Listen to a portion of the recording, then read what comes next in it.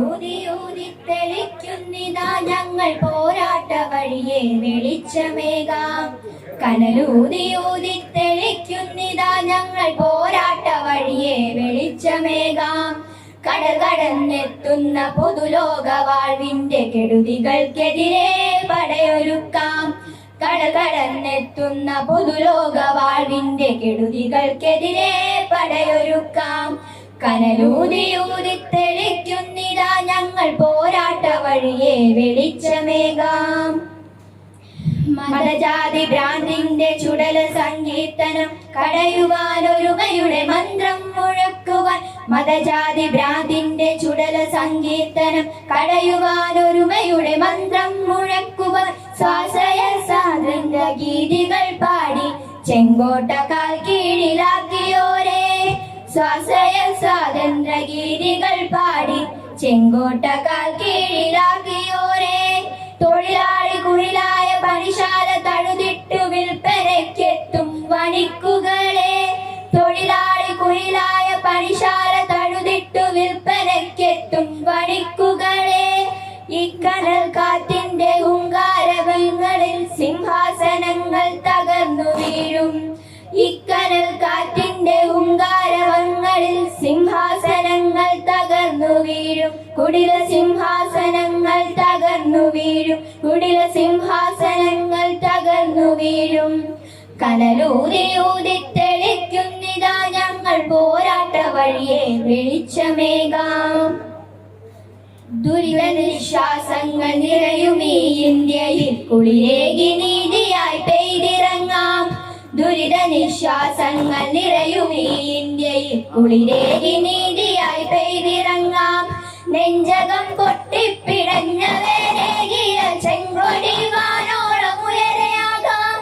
നെഞ്ചകം പൊട്ടിപ്പിടഞ്ഞവരേകിയ ചെങ്കൊടി വാനോളം ഉയരെയാകാം. കനലൂതിയൂതി തെളിക്കുന്നിതാ ഞങ്ങൾ ചെന്താരകങ്ങൾക്കു പിറവിയേകാം. കനലൂതിയൂതി തെളിക്കുന്നിതാ ഞങ്ങൾ ചെന്താരകങ്ങൾക്കു പിറവിയേകാം. പുതു ചെന്താരകങ്ങൾക്കു പിറവിയേകാം. പുതു ചെന്താരകങ്ങൾക്കു പിറവിയേകാം. കനലൂതിയൂതി തെളിക്കുന്നിതാ ഞങ്ങൾ പോരാട്ട വഴിയെ വെളിച്ചമേകാം. കനലൂതിയൂതി തെളിക്കുന്നിതാ ഞങ്ങൾ പോരാട്ട വഴിയെ വെളിച്ചമേകാം. കടൽ കടന്നെത്തുന്ന പുതുലോക വാഴ്വിന്റെ കെടുതികൾക്കെതിരെ പടയൊരുക്കാം. കടൽ കടന്നെത്തുന്ന പുതുലോക വാഴ്വിന്റെ കെടുതികൾക്കെതിരെ പടയൊരുക്കാം. കനലൂതിയൂതി തെളിക്കുന്നിതാ ഞങ്ങൾ പോരാട്ട വഴിയെ വെളിച്ചമേകാം. കനലൂതിയൂതി തെളിക്കുന്നിതാ ഞങ്ങൾ പോരാട്ട വഴിയെ വെളിച്ചമേകാം. പ്രിയമുള്ള സഖാക്കളെ, നമ്മുടെ സാമൂഹ്യ അംഗീകാരം വർദ്ധിക്കുന്നതിൻ്റെ തെളിവാണ് ഈ സമ്മേളനം. അതിന് ഏറ്റവും കൂടുതൽ മധുരമേറുന്നതാണ് സീതാറാം ടെക്സ്റ്റൈൽ കോർപ്പറേഷൻ ചെയർമാൻ കൂടിയായ യൂസുഫ് ഹാജി ഈ സമ്മേളനത്തിന് അഭിവാദ്യം രേഖപ്പെടുത്തിക്കൊണ്ട് ഇവിടെ ഇരിക്കുന്നത്. ഒരു 50 വർഷങ്ങൾക്ക് മുമ്പ് ചിന്തിക്കാൻ പോലും കഴിയാത്തൊരവസ്ഥയായിരുന്നു അത്. അപ്പം നമ്മുടെ പാർട്ടി കേരളത്തിലെ ജനങ്ങളുടെ എല്ലാവരുടെയും പാർട്ടിയായി മാറിയിട്ടില്ല, എല്ലാവരാലും അംഗീകരിക്കുന്ന പാർട്ടിയായി മാറിയിട്ടുണ്ട്. ഈ സമ്മേളന കാലയളവ് എന്ന് പറയുന്നത് ഒരു പ്രത്യേക കാലഘട്ടമാണ്. എല്ലാവർക്കും മുഖം മൂടി സാനിറ്റൈസർ കൊണ്ട് കൈതുടച്ച് ഇരിക്കാനേ കഴിയും. കാരണം കോവിഡ് നമ്മളെ പിന്നാലെയുണ്ട്. ഈ സമ്മേളനത്തിൽ ഇന്ന് പങ്കെടുക്കേണ്ടിയിരുന്ന ചന്ദ്രൻ മാഷക്ക് പങ്കെടുക്കാൻ കഴിയാതെ പോയത് അദ്ദേഹത്തിൻ്റെ സഹോദരി കോവിഡ് രോഗത്തിൽ പോസിറ്റീവായതുകൊണ്ട് സമ്പർക്കമുള്ളതുകൊണ്ട് ഒരാഴ്ചക്കാലത്തേക്ക് പുറത്തിറങ്ങാൻ കഴിയില്ല. അപ്പോൾ നിങ്ങൾ ശ്രദ്ധിക്കുക, നമ്മൾ പരിമിതമായ സൗകര്യങ്ങളെ ഉപയോഗപ്പെടുത്തിയാണ് ഈ സമ്മേളനം നടക്കുന്നത്.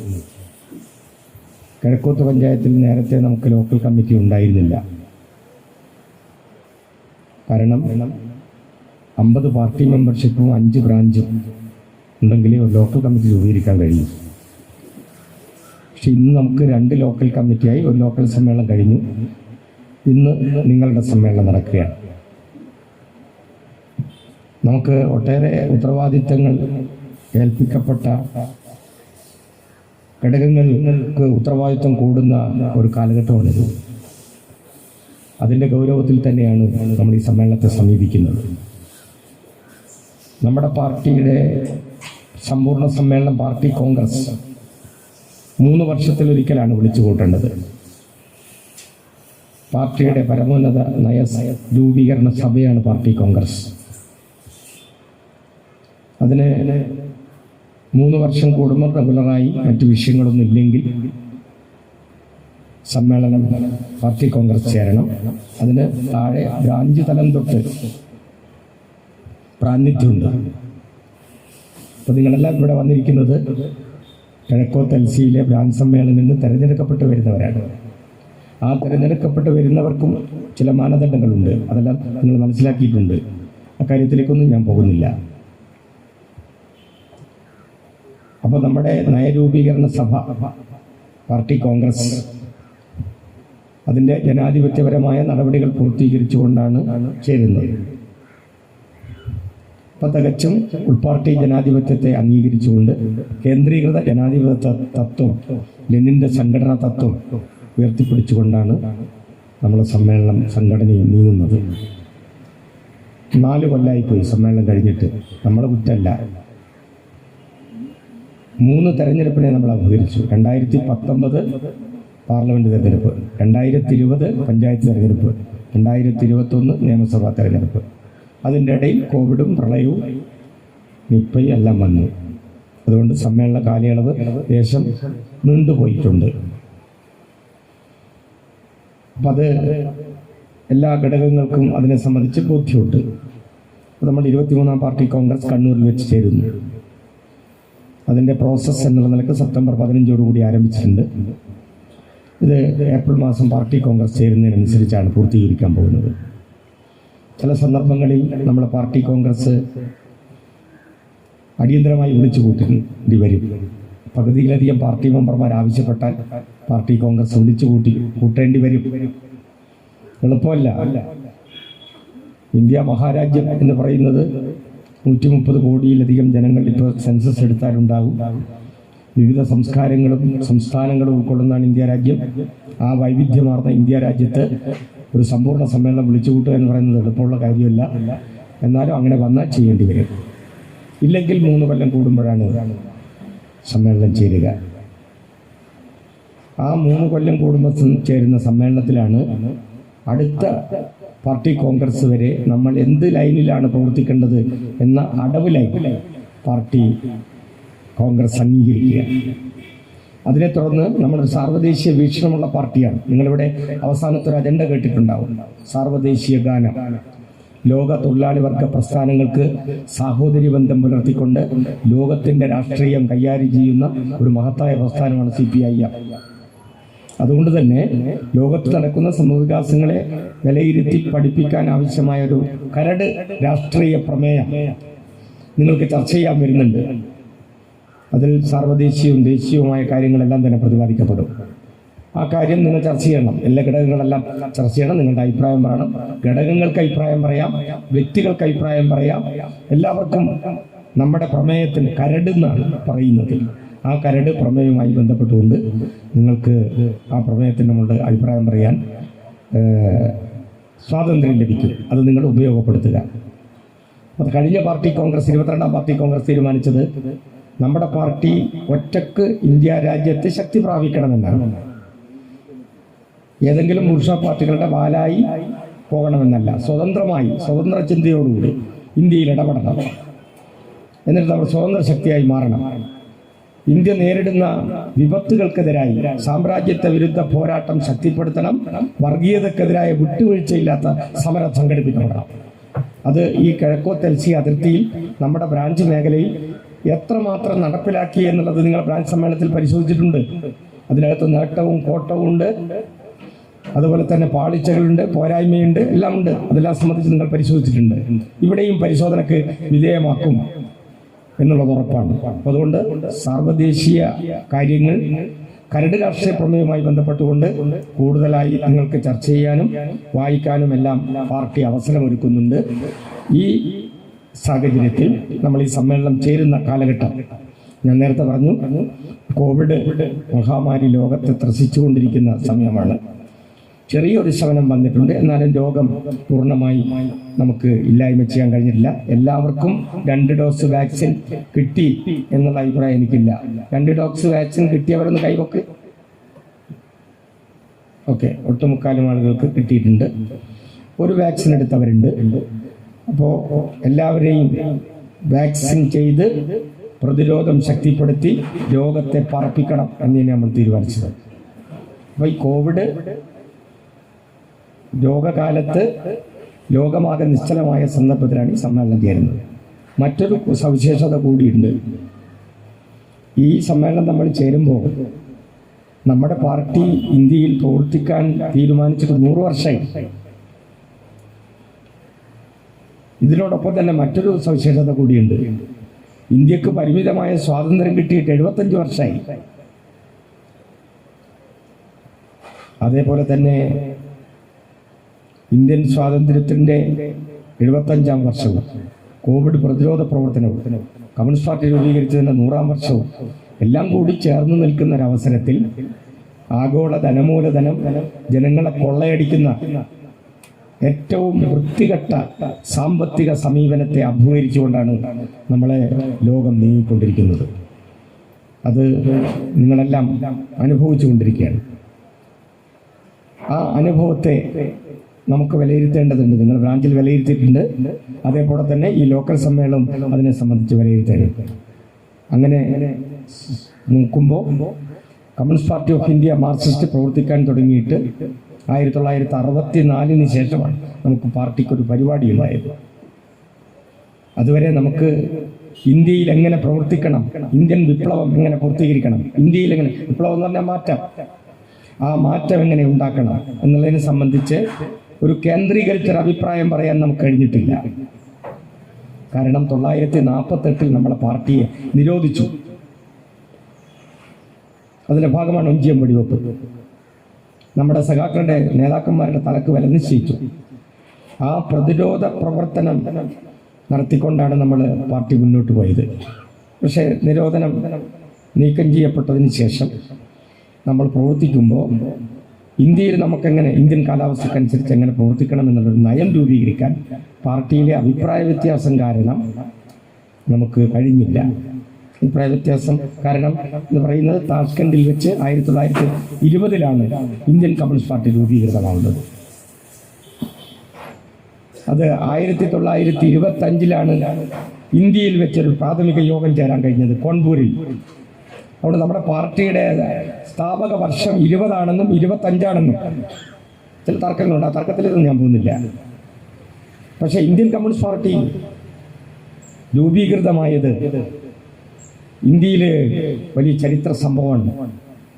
ബ്രിട്ടീഷുകാരൻ ഭരിക്കുന്ന കോളനിയായി ഇന്ത്യ രാജ്യത്തിലെ ജനങ്ങളെ അടിമകളാക്കി വെച്ച് കടുത്ത ചൂഷണത്തിന് വിധേയമാക്കുമ്പോൾ ജമ്മി, നാടുവാഴി, രാജവംശം എല്ലാം കൂടിയ ജാതി വ്യവസ്ഥയുള്ള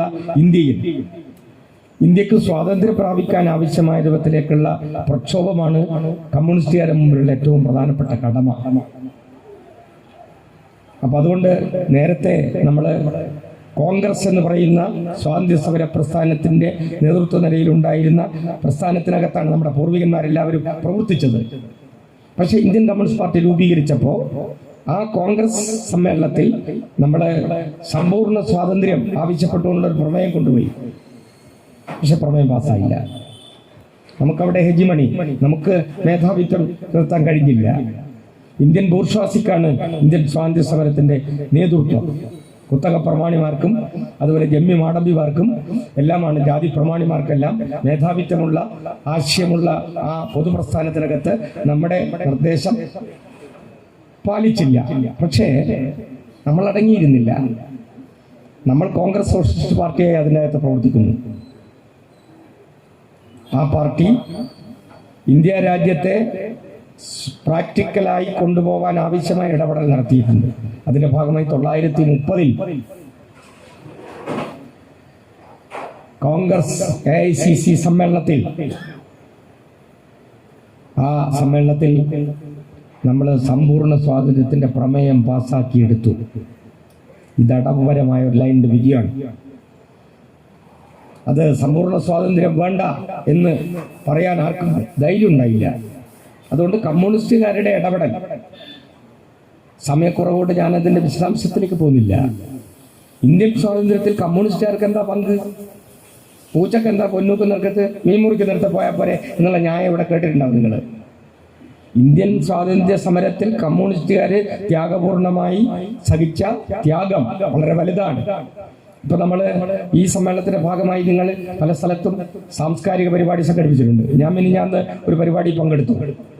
ഓടൽ മോഹനൻ നായരും അദ്ദേഹത്തിന്റെ അനുയായികളും പാർട്ടിയിൽ ചേരുന്നതിന്റെ ഭാഗമായി സംഘടിപ്പിക്കപ്പെട്ട മോഹനൻ മാഷും അനിൽകുമാറും പങ്കെടുത്ത പൊതുയോഗത്തിൽ അവിടെ ഫൈസൽ അലൈറ്റിന്റെ ഖിലാഫത്ത് പ്രക്ഷോഭത്തിന്റെ 100 വർഷം അദ്ദേഹത്തിന്റെ പ്രഭാഷണം ഉണ്ടായിരുന്നു. ഖിലാഫത്ത് പ്രക്ഷോഭം പോലുള്ള ത്യാഗപൂർണമായ കൃഷിക്കാരുടെ പ്രക്ഷോഭം, ഇതിലെല്ലാം കമ്മ്യൂണിസ്റ്റുകാരൻ്റെ രാഷ്ട്രീയ സമീപനങ്ങളുണ്ട്, പ്രക്ഷോഭങ്ങളിൽ പങ്കാളിത്തമുണ്ട്, അതുപോലെ തന്നെ പോരാട്ടത്തിൽ നമ്മൾ പങ്കെടുത്തിട്ടുണ്ട്. അപ്പം അങ്ങനെ പരിശോധിക്കപ്പെടുമ്പോൾ ആ പരിമിതമായ സ്വാതന്ത്ര്യത്തിൽ പോലും കമ്മ്യൂണിസ്റ്റുകാരൻ്റെ പങ്ക് ലോകത്ത് കോളനി വാഴ്ച അവസാനിച്ചതിൻ്റെ വിജയത്തിൻ്റെ കൂടിയാണ്. അതായത് ലോകത്തെ കിടുകിട പറപ്പിച്ച ഹിറ്റ്ലറുടെ റൈസാഗിന്റെ മുകളിൽ ചെമ്പതാക പറപ്പിച്ച സോവിയറ്റ് പട, അതിന്റെ ഭാഗമായി ഫാസിസത്തെ പരാജയപ്പെടുത്താൻ കഴിഞ്ഞു. മാർക്സിസം മുന്നോട്ട് പോയി. അതിന്റെയും കൂടി അർത്ഥത്തിലാണ് സാമ്രാജ്യത്വം കോളനി വാഴ്ച അവസാനിപ്പിച്ചില്ലേ പിടിച്ചു നിൽക്കാൻ കഴിയില്ല എന്നതിന്റെ ഭാഗമായി ഇവിടെ പരിമിതമായ സ്വാതന്ത്ര്യത്തിന് മധ്യസ്ഥം പറഞ്ഞു. മുസ്ലിം ലീഗും കോൺഗ്രസും തമ്മിൽ പഞ്ചായത്ത് പറഞ്ഞിട്ട് ഇന്ത്യ രണ്ടാക്കി, പാകിസ്ഥാനും ഇന്ത്യയുമായി രണ്ടാക്കി സ്വാതന്ത്ര്യം കൊടുത്തത്. അപ്പൊ നമുക്കതിൻ്റെ അകത്ത് തൊഴിലാളി വർഗത്തിന് മേധാവിത്വം പുലർത്താൻ കഴിഞ്ഞില്ല. പക്ഷെ നമ്മുടെ പങ്ക് ചെറുതല്ല. ചരിത്ര രേഖകളിലൊക്കെ തന്നെ അത് പൂർണ്ണമായി പ്രതിപാദിക്കപ്പെട്ടിട്ടില്ല. ഇപ്പൊ പല ചരിത്രത്തിന്റെയും അതിൻ്റെ എല്ലാം ആളുകൾ ആരെന്ന് ഇപ്പോഴും ചരിത്ര രേഖയിലില്ല. ചരിത്രം വളച്ചൊടിക്കുകയാണ്. അതിന്റെ ഭാഗമായി നമ്മുടെ പേര് ചില സ്ഥലങ്ങളിലുണ്ട്. ഭഗവത് സിംഗിന്റെ പേര് മാറ്റാൻ കഴിയില്ല. അങ്ങനെ തുടങ്ങിയുള്ള ധീര പോരാളികളുടെ പേര് മാറ്റാൻ കഴിയില്ല. പക്ഷേ ഇന്ത്യൻ സ്വാതന്ത്ര്യ സമര ചരിത്രത്തിലെ കമ്മ്യൂണിസ്റ്റുകാരുടെ പങ്ക് എല്ലാ അർത്ഥത്തിലും രേഖകളിലെല്ലാം വന്നു എന്ന് കാണണ്ട. ഇപ്പോൾ നമുക്ക് അടിവാരം ചുരം കണ്ടുപിടിച്ചത് ഒരു ആദിവാസിയാണ്. ഇപ്പൊ ശാസ്ത്രീയമാണ് സാധനം കണ്ടാൽ. കുതിരവട്ടം പപ്പു പറഞ്ഞില്ലേ, താമരശ്ശേരി ചുരം. ആ താമരശ്ശേരി ചുരത്തിന്റെ ദിശാബോധം നിശ്ചയിച്ചതും കണ്ടുപിടിച്ചതും ഒരു ആദിവാസിയാണ്. പക്ഷെ അദ്ദേഹത്തിന്റെ പേര് ചരിത്രത്തിന് ഇടയില്ല. ബ്രിട്ടീഷുകാരൻ മേന്മ പറഞ്ഞ് നടക്കുന്നത് ഞാളാ ഇത് കണ്ടുപിടിച്ചതെന്നാണ്. ഞങ്ങളല്ല ഇത് കണ്ടുപിടിച്ചത്, ഞാനാ കണ്ടുപിടിച്ചത് എന്ന് പറയാൻ അദ്ദേഹത്തെ ഇല്ല. അദ്ദേഹം കൊന്നുകളഞ്ഞു. അദ്ദേഹത്തിന്റെ പേര് പോലും ചരിത്രത്തിലില്ല. പക്ഷേ അത് മായ്ച്ചു കളയാൻ കഴിയില്ല. അതുകൊണ്ട് ഇന്ത്യൻ സ്വാതന്ത്ര്യ സമര ചരിത്രത്തിൽ കമ്മ്യൂണിസ്റ്റുകാരുടെ പങ്ക് വളരെ വിപുലമാണ്, ത്യാഗപൂർണമാണ് എന്നുള്ള സഖാക്കളെ ഞാൻ ഓർമ്മിക്കുന്നു. അപ്പൊ അതുകൊണ്ട് ഈ പശ്ചാത്തലത്തിൽ പരിശോധിക്കുമ്പോൾ ഇന്ത്യൻ കമ്മ്യൂണിസ്റ്റ് പാർട്ടി എങ്ങനെ പ്രവർത്തിക്കണം എന്നുള്ളതിനെ സംബന്ധിച്ച് ആശയവ്യക്തതയോട് ഐക്യത്തോടുകൂടി തീരുമാനമെടുക്കാൻ കഴിയാത്തതിന്റെ പശ്ചാത്തലത്തിലാണ് 1964 നമ്മുടെ പാർട്ടിയുടെ പിളർപ്പിലേക്ക് എത്തിയത്. 32 നാഷണൽ കൗൺസിൽ മെമ്പർമാർ യോഗത്തിൽ നിന്ന് ഇറങ്ങിപ്പോയി പുതിയ പാർട്ടി രൂപീകരിച്ചു. ഇവിടെ റഷ്യൻ മോഡലായിരിക്കണം എന്ന് ഒരു പക്ഷം, ചൈനീസ് മോഡലായിരിക്കണം എന്ന് മറ്റൊരു പക്ഷം, ചൈനയും റഷ്യയും മോഡൽ ഇവിടെ നടക്കൂല, ഇവിടെ ഇന്ത്യൻ മോഡലേ നടക്കുമെന്ന് ഒരു പക്ഷം. കാരണം ഇന്ത്യയുടെ കാലാവസ്ഥ, ഇന്ത്യയിലെ സ്ഥിതി, കാരണം ഇന്ത്യയുടെ സ്ഥിതി എന്താണ്? ബൂർഷ്വാ വിപ്ലവം പോലും പൂർത്തീകരിച്ചിട്ടില്ല ഇവിടെ.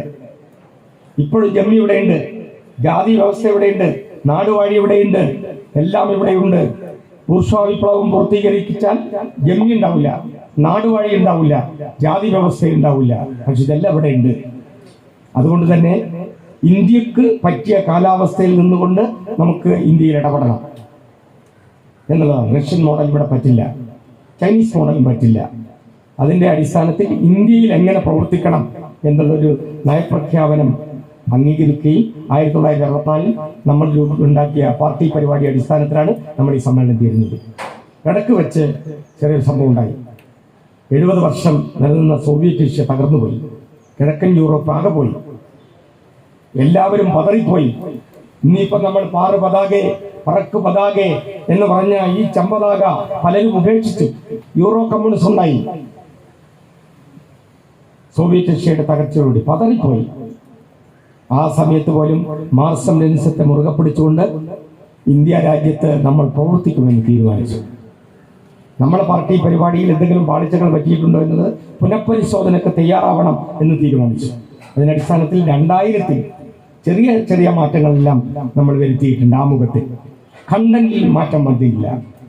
അങ്ങനെ സോവിയറ്റ് റഷ്യയുടെ തകർച്ചയ്ക്ക് ശേഷം, കിഴക്കൻ യൂറോപ്പിന്റെ തകർച്ചയ്ക്ക് ശേഷം, ലോകത്താകമാനം കമ്മ്യൂണിസ്റ്റ് പാർട്ടികൾക്കുണ്ടായ തിരിച്ചടിക്ക് ശേഷം പുതിയ അനുഭവത്തിന്റെ അടിസ്ഥാനത്തിൽ നമ്മൾ ഇന്ത്യ രാജ്യത്ത് പ്രവർത്തിക്കുകയാണ്. അപ്പം അതുകൊണ്ട് ലോകത്തെ തിരിച്ചടി വന്നപ്പോൾ പോലും നമ്മളിപ്പോൾ നിങ്ങളെല്ലാം ഓർക്കുന്നുണ്ടാവും, 1991-ൽ റഷ്യ തകർന്ന് ഒന്നാമത്തെ വർഷം നമ്മുടെ പാർട്ടി കോൺഗ്രസിന്റെ ഭാഗമായി സ്റ്റേറ്റ് സമ്മേളനം കോഴിക്കോട്ടാണ് ചേർന്നത്. അന്ന് ഞാൻ ഇപ്പോഴും ഓർക്കുന്നു, കോഴിക്കോട് വെസ്റ്റീൽ മൈതാനിയിൽ നിന്ന് ആരംഭിച്ച വളണ്ടിയർ മാർച്ച്, ഉച്ചയ്ക്ക് 1 മണിക്ക് ആരംഭിച്ച വളണ്ടിയർ മാർച്ച്, 3 ലൈനിട്ട് സ്ത്രീയും പുരുഷനും ബാച്ചായി മാർച്ച് ചെയ്ത് പോകുന്നത്, ആ ഫോട്ടോ വെച്ച് മനോരമ പണം ഉണ്ടാക്കി. പക്ഷേ ആ മനോരമ എഴുതി പ്രചരിപ്പിച്ചത് മാർക്സിസത്തിന് പ്രസക്തിയില്ല, അതൊരു ഉട്ടോപ്യൻ കാഴ്ചപ്പാടാണ്, ഇതിന് പ്രസക്തിയില്ല, തകർന്നു പോകും എന്നുള്ള രൂപത്തിലേക്ക് എഴുതിയിട്ട്, പക്ഷെ നമ്മളെ പാർട്ടി സമ്മേളനത്തിന്റെ ഫോട്ടോ വെച്ചാൽ പൈസ ഉണ്ടാക്കി. ആ സമയത്ത് പ്രതികൂല കാലാവസ്ഥയിൽ പോലും നമ്മൾ പോരാട്ടത്തിന്റെ വീതിയോടുകൂടി സമ്മേളനങ്ങൾ സംഘടിപ്പിക്കപ്പെട്ടിട്ടുണ്ട്, ഇടപെട്ടിട്ടുണ്ട്. അപ്പൊ അതുകൊണ്ട് എല്ലാം തകർന്നു പോയി എന്നുള്ള രൂപത്തിലേക്ക് കാണണ്ട. ചൈന, അതുപോലെ തന്നെ കൊറിയ, വിയറ്റ്നാം, ക്യൂബ, ലാറ്റിൻ അമേരിക്കയിലെ ഇടതുപക്ഷ സ്വഭാവമുള്ള ഗവൺമെന്റുകൾ, അതിൻ്റെ പ്രസ്ഥാനങ്ങൾ ഇന്നെല്ലാം ഭൂമുഖത്ത് അമേരിക്കൻ സാമ്രാജ്യത്വത്തെ ഉപരോധിച്ചുകൊണ്ട് പ്രവർത്തിക്കുന്നുണ്ട്. പിന്നിപ്പോൾ ഒരു ഫോട്ടോ പത്രത്തിലുണ്ട്, നിങ്ങളത് കണ്ടിട്ടുണ്ടാവും. അമേരിക്കൻ പ്രസിഡന്റ് ബൈഡൻ പോപ്പിനെ സന്ദർശിക്കുന്നു. പോപ്പ്, മനുഷ്യസ്നേഹിയായ പോപ്പ് പറയുന്നു, ക്യൂബക്ക് നേരെയുള്ള ഉപരോധം പിൻവലിക്കണം.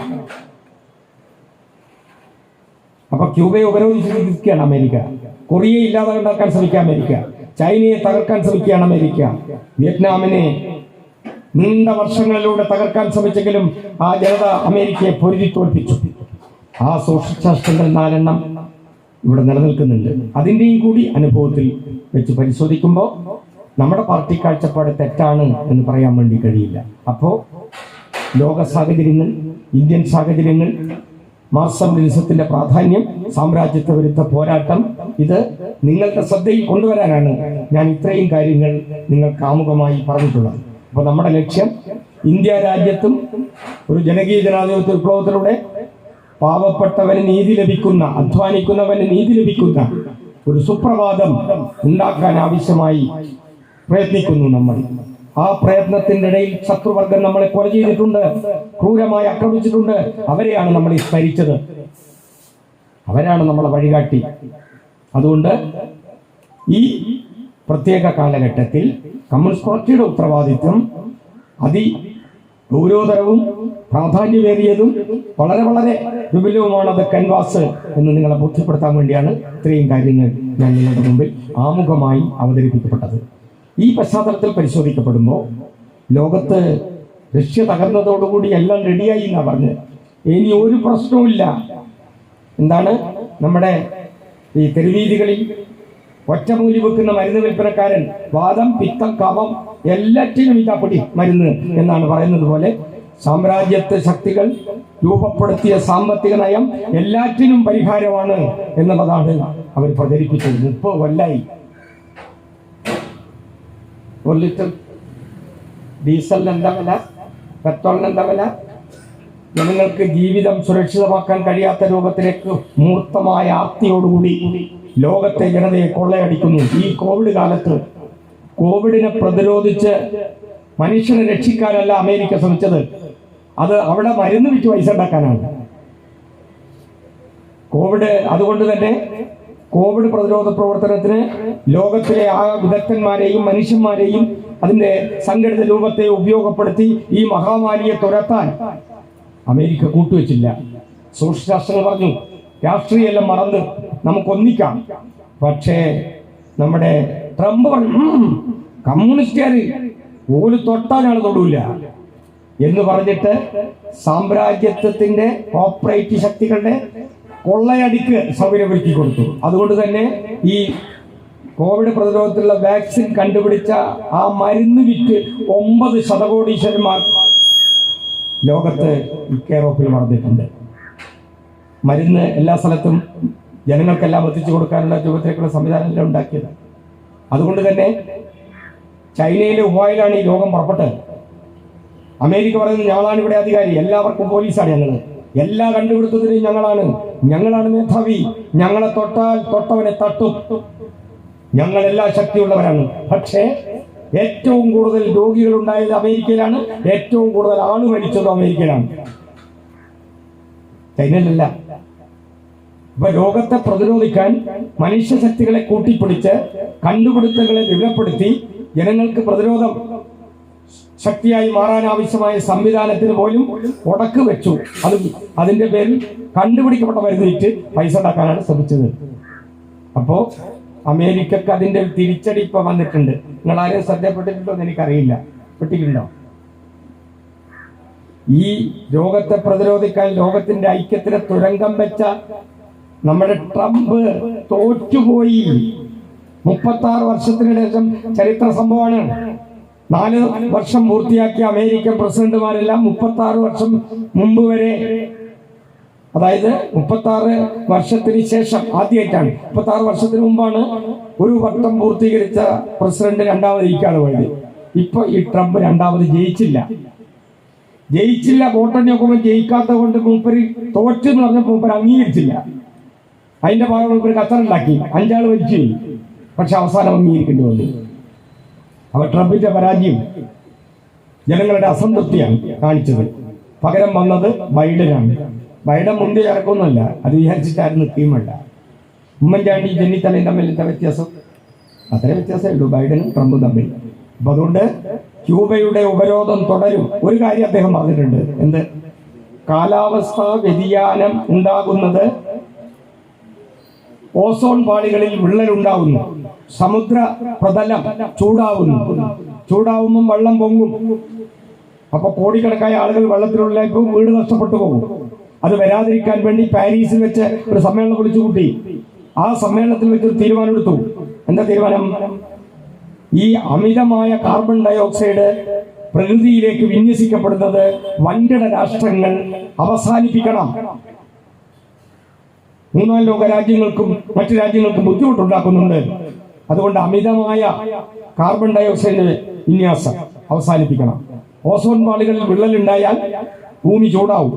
അതുകൊണ്ട് പാരീസ് ഉടമ്പടി ഒരു കരാറുണ്ടാക്കിയ രാജ്യങ്ങളെല്ലാം ഒപ്പിട്ടിട്ട് ആ ഒപ്പിട്ട കരാറിൽ നിന്ന് അമേരിക്ക ഏകപക്ഷീയമായി ട്രംപ് പ്രസിഡന്റായപ്പോൾ പിന്മാറി. ഇപ്പൊ ബൈഡൻ പറഞ്ഞു നമ്മൾ ഈ കരാറിന്റെ അകത്തുണ്ട്, ഭാഗ്യം. പക്ഷെ ഇപ്പൊ കാലാവസ്ഥയുടെ വ്യതിയാനത്തിന്റെ ഭാഗമായി നമ്മൾ അതിന്റെ ദുരന്തം അനുഭവിച്ചല്ലോ. ഇപ്പൊ എത്ര ആളെ മരിച്ച്? ഉരുള് പൊട്ടുന്നു, അതുപോലെ തന്നെ അതിവർഷം. ഇപ്പൊ ഇടുക്കി ഡാമിൽ വെള്ളം കൂടുന്നു, മുല്ലപ്പെരിയാർ ഇന്നലെ തുറന്നിട്ടുണ്ട്. കാലാവസ്ഥ വഴിതെറ്റി വരുന്നു, കടുങ്കാറ്റടിക്കുന്നു. ഈ പ്രകൃതിക്ഷോഭങ്ങളെ തടയിടാൻ മനുഷ്യൻ തന്നെയാണ് മുൻകൈ എടുക്കേണ്ടത്.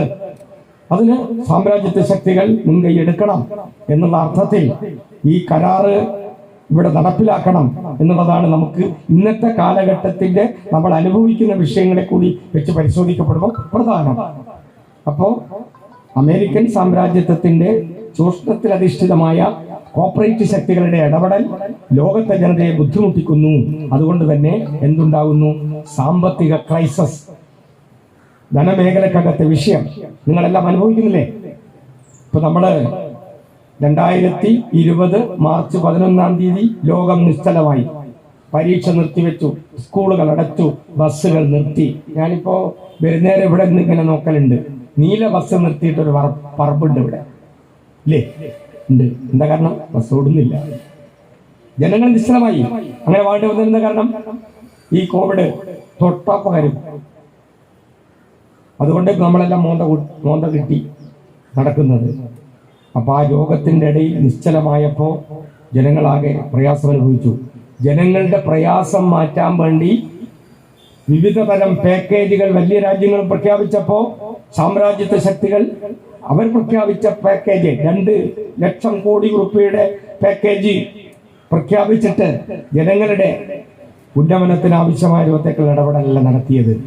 അതും കോർപ്പറേറ്റുകൾക്ക് കൊള്ളയടിക്കാൻ വേണ്ടിയാണ്. അപ്പൊ അതുകൊണ്ട് തൊഴിലവസരങ്ങൾ നഷ്ടമാകുന്നു. ആ തൊഴിലവസരങ്ങൾ നഷ്ടമായി കഴിഞ്ഞാൽ നമുക്ക് വരുമാനം കുറയും, മാർക്കറ്റ് നിശ്ചലാവും. അതുകൊണ്ട് വളർച്ചാ നിരക്ക് കുറയും. മാർക്കറ്റ് നിശ്ചലായി. ഞാൻ ഇന്നലെ ഒരാളോട് ചോദിച്ചു, എന്താ സ്ഥിതി? അപ്പൊ പറഞ്ഞ്, സഖാവെ വന്നിട്ട് ഒരു കൊല്ലായി, തിരിച്ചെനിക്ക് സൗദി പോണെങ്കിൽ എന്ത് ചെയ്യണം? ദുബായിൽ പോയി 14 ദിവസം ഈ ക്വാറന്റൈനിൽ നിൽക്കണം. ദുബായിൽ പോയി ക്വാറന്റൈനിൽ നിൽക്കണം എന്ന് പറഞ്ഞാൽ ഇവിടെ പൊരേൻ്റെ അകത്ത് കുത്തിരിക്കുന്ന പോലെയല്ല, ലക്ഷക്കണക്കായി ഉറപ്പ് വേണം. അതുകൊണ്ട് അങ്ങോട്ട് പോകാൻ കഴിയുന്നില്ല. 27 ലക്ഷം മലയാളികൾ വിദേശ രാജ്യങ്ങളിൽ പോയി ജോലി ചെയ്യുന്ന പടമാണ്. കച്ചേരി മുക്കിൽ വരെ ഒരു പൊലിമ കൂടിയിട്ടുണ്ട്. പഴയ കച്ചേരി മുക്കാണോ ഇത്? ആണോ സഖാക്കളെ? പഴയ കിഴക്കോത്താണോ? പഴയ ഇളയറ്റി വട്ടോളിയാണോ? അല്ല. അതിമനോഹരമായ പടുകൂറ്റൻ കെട്ടിടങ്ങൾ. ഇത് ഞാനിപ്പോൾ നമ്മളെ 2ാം നിലയിലാണ് നിൽക്കുന്നുണ്ടോ? ഞാൻ 3ാം നിലയിൽ കയറി പോയി ഈ പെന്നെ തിരിച്ചു പിടിച്ചതായത്. അപ്പോ ഈ സമ്പത്ത് ഇവിടെ കാണാം, നമുക്ക് നമ്മുടെ ജീവിതത്തിൽ കാണാം. ആ സമ്പത്ത് നിശ്ചലമായപ്പോ വരുമാനം കുറഞ്ഞു. ആ വരുമാനം കുറഞ്ഞതിന്റെ ഭാഗമായി നിരവധി കുടുംബങ്ങൾ പട്ടിണിയിലായി. ലോകത്ത് പട്ടിണി മരണം കൂടി, പട്ടിണിക്കാർ കൂടി, തൊഴിലില്ലാത്തവർ കൂടി. ഈ അവസ്ഥ മറികടക്കാൻ ആവശ്യമായ ഒത്തിരി സംവിധാനം ഉണ്ടാവണം നമ്മുടെ പാർട്ടി പറയുന്നത്. അമേരിക്ക പോലുള്ള രാജ്യങ്ങൾ, വൻകിട രാജ്യങ്ങൾ, അവരുടെ വളർച്ചാ നിരക്കിന് ഒരു ടാർഗറ്റ് ഉണ്ടാവും. ഓരോ വർഷവും ഇത്ര വളർച്ചാ നിരക്ക് നേടണം. പക്ഷെ അവർ വളർച്ചാ നിരക്ക് ടാർഗറ്റിൽ എത്താൻ കഴിയുന്നത് മാത്രമല്ല, പുറകോട്ട് പോവാണ്. പടോലം വളരുന്ന പോലെ താഴോട്ടാണ് പോയിക്കൊണ്ടിരിക്കുന്നത്. എന്നാൽ പിടിച്ചു നിൽക്കുന്നത് സോഷ്യലിസ്റ്റ് രാഷ്ട്രങ്ങളാണ്. ഇപ്പോൾ ചൈനക്കാരോട് നമ്മൾ അതിർത്തി ആക്രമിച്ചതിനും നമ്മളോടിടക്ക് യുദ്ധത്തിന് വരുന്നതിലൊക്കെ നമുക്ക് വിരോധമുണ്ടെങ്കിലും ലോക സാമ്പത്തിക വിദഗ്ധന്മാരും ഐക്യരാഷ്ട്രസഭയുടെ വിലയിരുത്തലിലും ചൈന സാമ്പത്തിക പ്രതിസന്ധി ഇല്ലാതെ മുന്നോട്ട് പോയിക്കൊണ്ടിരിക്കുന്നു. അതിവേഗം വളരുകയാണ് ചൈന. അപ്പൊ അത് നിങ്ങളെല്ലാം ഈ പുതിയ വിരൽത്തുമ്പത്താണ്. IT, information technology. നിങ്ങളെല്ലാം കയ്യിൽ മൊബൈൽ ഫോൺ ഉണ്ട്, ടച്ച് ഫോൺ. തൊട്ടാൽ അങ്ങോട്ടും ഇങ്ങോട്ടും നീക്കി വിവരം അറിയാൻ കഴിയുന്നത് ആ സോഷ്യൽ മീഡിയ. അതിലൂടെ ലോകത്തിന്റെ സംഭവവികാസങ്ങളെല്ലാം നമുക്ക് കാണുന്നുണ്ട്. ലോകത്തിന്റെ എവിടെ കോണിൽ വിവരം എന്തെല്ലാം നടന്നാലും അത് കാണാൻ വേണ്ടി കഴിയും. അമേരിക്കൻ പ്രസിഡന്റ് ഒബാമയായപ്പോൾ അയാളെ ഭാര്യ പണങ്ങുന്നത് ഞാൻ കണ്ടു യൂട്യൂബിൽ. നിങ്ങളെല്ലാം കണ്ടിട്ടുണ്ടേ? അവരെ വഞ്ചാൽ നിങ്ങൾ കുറെ നേരമായില്ല ഞാൻ ചോറ് നാം വിളിക്കുന്നു അതിൽ ഫോൺ വിളിച്ചിട്ട് വേറിട്ട് കൊടുക്കുന്നത് കണ്ടിട്ടില്ലേ? അപ്പൊ അതുപോലെ ലോകത്തിന്റെ വിവരം എല്ലാ കോണിൽ നിന്നും വേഗം കിട്ടും നമുക്ക്. അങ്ങനെ വരുമ്പോ സന്തോഷ് ജോർജ് കുളങ്ങര എന്ന് പറയുന്ന ഒരു സഫാരി ചാനലിന്റെ മുതലാളി ചൈനയെ കാണിക്കുന്നത് അതിവളർച്ചയാണ് കാണിക്കുന്നത്. ചൈനയിലെ ജനങ്ങളുടെ മനസ്സിൽ എന്തില്ല? അവരുടെ മുഖത്ത് നോക്കിയാൽ ടെൻഷൻ ഇല്ല. നിങ്ങളെല്ലാം മോന്ത മാറ്റി നോക്കിയാലോ? എന്റെ മുഖത്തേക്ക് ഇങ്ങനെ നോക്കി നിൽക്കുന്നുണ്ടെങ്കിലും മനസ്സ് എടിയോ കിടക്കുന്നത്. അതിന്റെ സൈക്കോളജി ഞാൻ പഠിച്ചിട്ടില്ല. അപ്പോ ടെൻഷൻ ഇല്ലാത്ത ചൈനക്കാര് 140 കോടി ജനം ടെൻഷൻ ഇല്ലാതെ അടിച്ചു പൊളിച്ച് ജീവിക്കുന്നു എന്നാണ് പറയുന്നത്. 100 വർഷം അവിടുത്തെ കമ്മ്യൂണിസ്റ്റ് പാർട്ടി രൂപീകരിച്ചിട്ട് അവർ പറയുന്നു മാർക്സിസം ഉയർത്തിപ്പിടിച്ച് സോഷ്യലിസ്റ്റ് ഭരണക്രമങ്ങൾ ചിട്ടപ്പെടുത്തി ജനങ്ങൾക്ക് പട്ടിണിയില്ലാത്തൊരു വ്യവസ്ഥ, ഞങ്ങൾ ജോലിയുള്ള വ്യവസ്ഥ, സാമ്പത്തികമായ ഉച്ചനീചത്വങ്ങളില്ലാത്തൊരു വ്യവസ്ഥ കെട്ടിപ്പടുക്കും. അതവിടെ പ്രകടമാകുന്നതാണ് സന്തോഷ് ജോർജ് കുളങ്ങര. അത് CPM-ന്റെ പോളിറ്റ് ബ്യൂറോ മെമ്പറൊന്നുമല്ല. നമുക്കിട്ട് പാര വെക്കും ഇടക്കിടക്ക്. ആ ചങ്ങാതി നേർചിത്രമായിട്ട് കാണിച്ചുകൊണ്ടിരിക്കുന്നു. അപ്പോൾ സോഷ്യലിസ്റ്റ് സമ്പദ് വ്യവസ്ഥക്ക് പ്രതിസന്ധി കുറവാണ്. ചൈന അതിവേഗം ലോകത്തിൽ വലിയ ശക്തിയായി വളരുകയാണ്. ക്യൂബക്ക് നേരെ ഉപരോധമുണ്ടെങ്കിലും ഉള്ള വിഭവ സമാഹരിച്ച് ലോകത്തിന്റെ പിന്തുണയോടുകൂടി അമേരിക്കയുടെ ഉപരോധത്തെ അവർ വെല്ലുവിളിക്കുന്നു. വിയറ്റ്നാമും കൊറിയയും അമേരിക്കയുടെ ഉപരോധത്തെ വെല്ലുവിളിച്ചുകൊണ്ടാണ് മുന്നോട്ട് പോയിക്കൊണ്ടിരിക്കുന്നത്. ഇവിടെ പരിശോധിക്കപ്പെടുമ്പോൾ സാമ്രാജ്യത്വ ശക്തികൾക്ക് തിരിച്ചടി തന്നെയാണ്, പ്രതിസന്ധി തന്നെയാണ് എന്നുള്ളതാണ് കാണാൻ വേണ്ടി കഴിയുന്നത്. പക്ഷെ അവര് ഒരൊറ്റ പ്രാദേശികവാദം കുഴപ്പങ്ങളെല്ലാം സൃഷ്ടിക്കപ്പെടാൻ ആവശ്യമായ രൂപത്തിലുള്ള സംവിധാനമാണ് ചെയ്തുകൊണ്ടിരിക്കുന്നത്. പക്ഷെ അമേരിക്ക സമാധാന പ്രിയനാണ് എന്നുള്ള നിലക്കാണ് പറയാറ്. സമാധാനം സ്ഥാപിക്കുക എന്നുള്ളതാണ്, ജനാധിപത്യം സ്ഥാപിക്കുക. അതിനു വേണ്ടിയാണ് നടക്കുന്നതെന്നാണ്. ജനാധിപത്യ ഗവൺമെന്റുകളെ അട്ടിമറിച്ച് സമാധാന ഭംഗം വരുത്തുന്നവരാണ് അമേരിക്ക. അതല്ലേ ഇറാഖിൽ ഇടപെട്ട് പോയിട്ട് സദ്ദാം ഹുസൈനെ പിടിച്ചു കൂട്ടിക്കൊണ്ടുവന്ന് വായി കൈയിട്ട് സദ്ദാം ഹുസൈനാണെന്നൊക്കെ അയാളെ പാവ കിണറ്റിലേടിയോ കുത്തിരിഞ്ഞു. അവിടുന്ന് പിടിച്ചു കൂട്ടിക്കൊണ്ടുവന്നിട്ട് താടിയൊക്കെ നീട്ടിക്കൊണ്ട് ആളെ തിരിച്ചറിയില്ലാത്ത കൊണ്ട് ആ സദ്ദാം ഹുസൈനെ വായി കൈയിട്ട് നോക്കി, ഇത് സദ്ദാം ഹുസൈൻ ആണോ എന്നിട്ടാ തൂക്കിക്കൊന്ന് പെരുന്നാ തലേന്ന്. അതേപോലെ തന്നെയാണ് അഫ്ഗാനിസ്ഥാനിൽ ഇടപെട്ടത്. നല്ല ജനാധിപത്യ ഭരണമുണ്ടായിരുന്ന നജീബുള്ള ഗവൺമെന്റിനെ അട്ടിമറിക്കാൻ തീവ്രവാദത്തെ ഉപയോഗപ്പെടുത്തി, ബിൻ ലാദനെ ഉപയോഗപ്പെടുത്തി അമേരിക്ക പോയി ഇടപെട്ട്. അതിന്റെ നമ്മൾ കാണേണ്ടത് അവരിടപെട്ടിട്ടും സമാധാനം പ്രസ്താവിക്കാൻ സങ്കടത്തിന് അരഞ്ഞു കൊടുത്തിട്ട് മഹാസങ്കടം പാസായി എന്ന് പറഞ്ഞ കൂട്ടത്തിലാണ് അമേരിക്കയുടെ ഇടപെടൽ. അമേരിക്ക തോറ്റു പിന്മാറി. പിറ്റേന്ന് തന്നെ താലിബാൻ അവിടെ വന്നിട്ട് പറഞ്ഞു, സ്ത്രീകൾ ആരും പുറത്തിറങ്ങാൻ പാടില്ല, സംഗീതം കേൾക്കാൻ പാടില്ല, കുളിക്കുന്നതിന് കുഴപ്പമില്ലാന്ന് തോന്നുന്നു. ഇത്രമാത്രം പെന്തിരിപ്പൻ നയം, ആ നയം നടപ്പിലാക്കുന്ന സ്ഥിതി ലോകത്തിന്റെ ഭാഗങ്ങളിൽ നമ്മൾ അനുഭവിക്കുകയാണ്. അപ്പൊ അമേരിക്ക സമാധാനം ഉണ്ടാക്കുന്നതും ജനാധിപത്യം ഉണ്ടാക്കുന്നതും എന്ത് ചെയ്യുന്നില്ല, ജനങ്ങൾക്ക് വേണ്ടിയല്ല എന്നുള്ള അനുഭവം നിങ്ങൾക്ക് തിരിച്ചറിയണം. അതുകൊണ്ട് തന്നെ അവർ സാമ്പത്തിക പ്രതിസന്ധിയിൽ മറികടക്കാതെ അവർ പ്രതിസന്ധിയിൽ പോവാണ്. അതാണ് നമ്മൾ മാർക്സിസം പറയുന്നത്. മുതലാളിത്തം സാമ്പത്തിക പ്രതിസന്ധിയുടെ തത്വശാസ്ത്രമാണ്. കരകയറാൻ വേണ്ടി ഒന്ന് പടച്ചു നോക്കും, ചില സമയം ആ പടക്കലിൽ ലേശം രക്ഷപ്പെടുന്നൊരു വീണ്ടും പ്രതിസന്ധി അഭിമുഖീകരിക്കുകയാണ് എന്നാണ് പറയുന്നത്.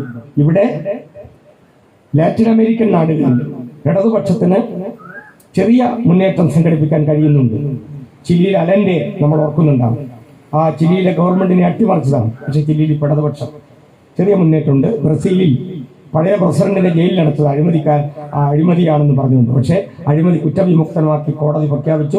അവര് സമൂഹ മധ്യത്തിലേക്ക് അടുത്ത പ്രസിഡന്റ് തെരഞ്ഞെടുപ്പിലേക്ക് മത്സരിക്കാൻ കഴിയാവുന്ന രൂപത്തിലേക്ക് വരുന്നുണ്ട്. വെനിസ്വേലയെ തകർക്കാൻ എല്ലാ ശ്രമം നടക്കുന്നുണ്ടെങ്കിലും അവിടെ അവർ നല്ല രൂപത്തിലേക്കുള്ള ചെറുത്തുനിൽപ്പ് സംഘടിപ്പിച്ച് പിടിച്ചു നിൽക്കുന്നുണ്ട്. അപ്പൊ അങ്ങനെ ലോകത്ത് പരിശോധിക്കപ്പെടുമ്പോൾ സാമ്രാജ്യത്വ ശക്തികൾ പ്രതിസന്ധിയിലേക്ക് പോകുമ്പോൾ സോഷ്യലിസ്റ്റ് രാഷ്ട്രങ്ങൾ ഉള്ള വിഭവത്തെ ഉപയോഗപ്പെടുത്തി പിടിച്ചു നിൽക്കാനുള്ള ശ്രമം നടക്കുന്നു. ഇതിനകത്ത് ഇന്ത്യക്ക് പ്രധാനപ്പെട്ട രൂപത്തിലേക്കുള്ള പങ്ക് വഹിക്കേണ്ടതാണ്. പക്ഷെ ഇന്ത്യ ചേരിചേരാ നയമാണ് ഉയർത്തിപ്പിടിച്ചതെങ്കിലും ഇന്ത്യ അമേരിക്കയുടെ കൂട്ടാളിയായി ഇസ്രായേലിനെ പിന്തുണച്ച് ജനാധിപത്യ വിരുദ്ധമായി പ്രവർത്തിച്ചുകൊണ്ടിരിക്കുകയാണ് എന്നുള്ളതാണ് നമ്മുടെ അനുഭവം. അപ്പൊ അതുകൊണ്ട് ഇസ്രായേലിനെ ഒരിക്കലും ഇന്ത്യ അംഗീകരിച്ചില്ല, പലസ്തീനെ മാത്രമാണ് അംഗീകരിച്ചത്. അപ്പൊ അമേരിക്കയായിട്ട് ഇന്ത്യ കൂട്ടുകൂടാൻ ആവശ്യമായ സമീപനമാണ് സ്വീകരിക്കുന്നത്. അതോടൊപ്പം തന്നെ ചൈനയെ തകർക്കാൻ വേണ്ടി അമേരിക്ക ഒരു സൈനിക കൂട്ടുകെട്ടുണ്ടാക്കുന്നുണ്ട്. ഇന്ത്യൻ സമുദ്രം അമേരിക്ക യുദ്ധതാവളമാക്കാൻ ശ്രമിക്കുന്നുണ്ട്. ഇന്ത്യയെ അതിന്റെ സഖ്യശക്തിയാക്കാൻ മോഡിയെ കൂട്ടുപിടിച്ചിട്ടുണ്ട്. പക്ഷെ ഇപ്പോഴ് നമ്മൾ മനസ്സിലാക്കേണ്ട ഒരു കാര്യം, പഴയ സോവിയറ്റ് റഷ്യ അല്ല പുട്ടിന്റെ റഷ്യ പുതിയ റഷ്യ. പക്ഷേ പുതിയ റഷ്യ അമേരിക്കയുമായി അലോഗ്യതയുണ്ട്. മധ്യസ്ഥം പറഞ്ഞിട്ട് തീരുന്നില്ല. ചൈനയെ കൈകോർത്ത് പിടിച്ച് സോഷ്യലിസ്റ്റ് രാഷ്ട്രങ്ങളെ സഹായിക്കാൻ ചില സമയം പുട്ടിൻ ശ്രമിക്കുന്നുണ്ട്. അതൊരാശ്വാസകരമായ സമീപനമാണ്.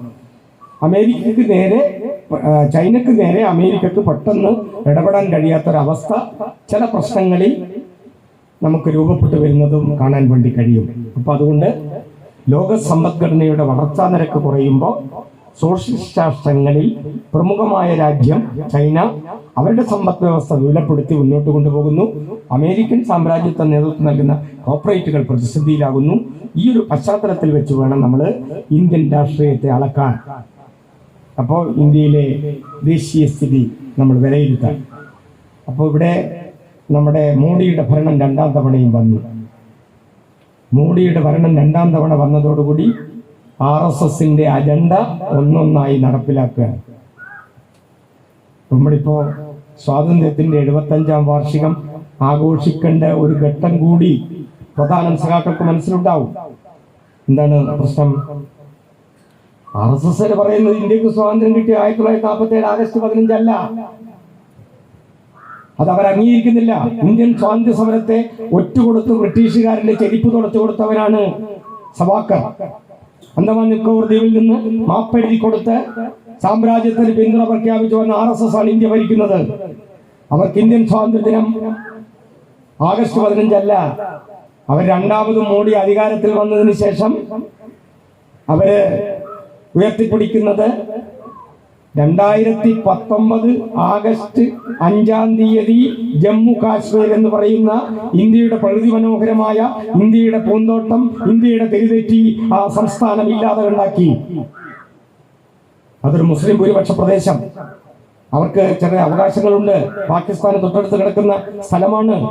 ആ സ്ഥലത്ത് അവർക്കുള്ള പ്രത്യേക അധികാരങ്ങളെല്ലാം എടുത്തു കളഞ്ഞുകൊണ്ട് ജമ്മു കാശ്മീർ സംസ്ഥാനമേ ഇല്ലാതെ ഉണ്ടാക്കിയതാണ് 2019 ആഗസ്റ്റ് 5. രണ്ടാമത് അവർ കാണിച്ചു വെച്ച ഒരു സമീപനമാണ് 2020 ആഗസ്റ്റ് 5. 2020 ആഗസ്റ്റ് 5 കോവിഡ് കാലത്ത് ബാബറി മസ്ജിദ് തകർത്ത സ്ഥലത്ത് ശിലാന്യാസം നടത്താൻ ഇന്ത്യൻ പ്രധാനമന്ത്രി, ഒരു മതനിരപേക്ഷ രാഷ്ട്രത്തിലെ പ്രധാനമന്ത്രി ഒരിക്കലും ഒരു മതത്തിന്റെ വിശ്വാസ പ്രമാണത്തിന്റെ പിന്നാലെ പോകാൻ പാടില്ല എന്നാണ് പണ്ഡിറ്റ് ജവഹർലാൽ നെഹ്റു അതാണ് ഉയർത്തിപ്പിടിച്ചത്. കോൺഗ്രസിന്റെ മറ്റു പ്രധാനമന്ത്രിമാരെ ഉയർത്തിപ്പിടിച്ചില്ല. അതാണ് ഇന്ത്യൻ ഭരണഘടനയുടെ അന്തസത്ത.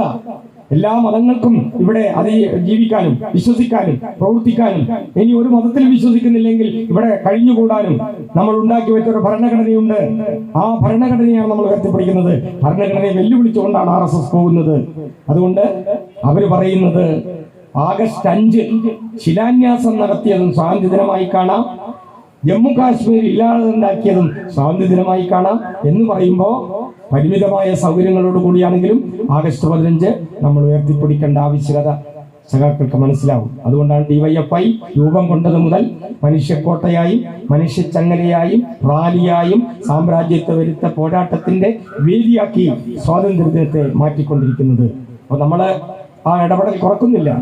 അത് സഖാക്കൾ കാണണം. അപ്പോൾ കടുത്ത വർഗീയതയിൽ ഇന്ത്യയെ ചേരിതിരിക്കാൻ ആവശ്യമായ നിയമനിർമ്മാണങ്ങളാണ് പൗരത്വ ഭേദഗതി ബില്ല്, മുത്തലാഖ് ബില്ല്. എന്താ മുത്തലാഖ് ബില്ല്? വിവാഹം കഴിച്ച സ്ത്രീയെ മൊഴി ചൊല്ലിക്കഴിഞ്ഞാൽ, ഉപേക്ഷിച്ചു കഴിഞ്ഞാൽ അത് ക്രിമിനൽ കുറ്റമാണ്. ആർക്ക്? മുസ്ലിം കമ്മ്യൂണിറ്റിക്ക്. അപ്പൊ മറ്റു സമുദായങ്ങൾക്ക് വിവാഹമോചനം സിവിൽ നിയമത്തെയാണ് നേരിടേണ്ടിയിരുന്നത്, ക്രിമിനൽ കുറ്റമല്ല. എന്നാൽ മുസ്ലിം മതവിശ്വാസ വിഭാഗത്തിൽപ്പെട്ട ആളുകൾ കല്യാണം കഴിച്ച സ്ത്രീയെ മുത്തലാഖിൽ ഒഴിവാക്കി കഴിഞ്ഞാൽ അദ്ദേഹത്തിന് 3 കൊല്ലം കഠിന തടവ് കിട്ടുന്ന രൂപത്തിലേക്കുള്ള നിയമമാണ് ഇവിടെ പാസ്സാക്കി വെച്ചത്. പാർലമെന്റിൽ ചർച്ചയൊന്നുമില്ല. കുഞ്ഞാലിക്കുട്ടി വേണ്ടിയിട്ടില്ല കേട്ടോ. പക്ഷെ ഉള്ള ശക്തി ഉപയോഗപ്പെടുത്തി നമ്മൾ ചെറുത്തിട്ടുണ്ട്. നമുക്ക് അത്രേ ശക്തിയുള്ളൂ. 2019 തെരഞ്ഞെടുപ്പിൽ ഇടതുപക്ഷത്തിന് ശക്തി കുറവാണ്, കോൺഗ്രസിന് ശക്തി കുറവാണ്. മോഡി തന്നെയാണ് അധികാരത്തിൽ വന്നത്. വർഗീയത ഉപയോഗപ്പെടുത്തി, സിംബലുകൾ, വിശ്വാസങ്ങൾ, ആചാരങ്ങൾ ഉപയോഗപ്പെടുത്തി മോഡി തന്നെയാണ് അധികാരത്തിൽ വന്നിട്ടുള്ളത്. അതിന്റെ ഭാഗമായി അദ്ദേഹം കടുത്ത RSS പക്ഷപാതത്തിൽ നിന്നുകൊണ്ട് നടത്തുന്ന ഇടപെടൽ, ആ ഇടപെടലിന്റെ ഭാഗമാണ് ഈ നിയമങ്ങളെല്ലാം. അത് നമ്മൾ ശക്തിയുക്തം എതിർത്തു. ഇവിടുത്തെ മുഖ്യമന്ത്രി പൗരത്വ ഭേദഗതി ബില്ലിനെ പറ്റി പറഞ്ഞത് ആ നിയമം അറബിക്കടലിൽ നിന്നാണ്. അടിയന്തരാവസ്ഥ കാലത്ത് EMS പറഞ്ഞു അടിയന്തരാവസ്ഥ അറബിക്കടലിൽ. പിണറായി വിജയൻ പറഞ്ഞു പൗരത്വ ഭേദഗതി ബിൽ ജനിച്ച നാട്ടിൽ നിന്നൊരു പൗരന്മാരെ ആട്ടി ഓടിക്കുന്ന ഒരു വിഭാഗത്തെ കണ്ണുവെച്ച് പ്രവർത്തിക്കുന്നത് എന്റെ നാട്ടിൽ നടപ്പില്ല എന്ന് പ്രഖ്യാപിച്ചു. അപ്പൊ ഈ ബില്ലെല്ലാം പാസ്സാക്കിയതിനാണ് തികച്ചും ഇന്ത്യയെ ചേരിതിരിക്കാൻ ആവശ്യമായ രൂപത്തിലുള്ള സംവിധാനത്തിലാണ്. എന്നിട്ട് നമ്മൾ ഡീസലിന്റെ, പെട്രോളിന്റെ എല്ലാറ്റിന്റെയും വില വർദ്ധിക്കുകയാണ്. ഒരു ഉളുപ്പില്ലാണ്ട് ദിവസം പ്രതി കയറ്റിക്കൊണ്ടിരിക്കുകയാണ്. പാചകവാതക സിലിണ്ടറിന് എത്ര പൈസയായി? നിങ്ങളെല്ലാം കൈകാര്യം ചെയ്യുന്നല്ലേ പാചകവാതകം? സ്ത്രീകൾ മാത്രം തല കുലുക്കണ്ട, പുരുഷനും കുലുക്കണം. പാചകവാതകം എന്ന് പറയുന്നത് അടുക്കളപ്പണി എന്ന് പറയുന്നത് നമ്മൾക്ക് എല്ലാവർക്കും കൂടിയുള്ളതാ.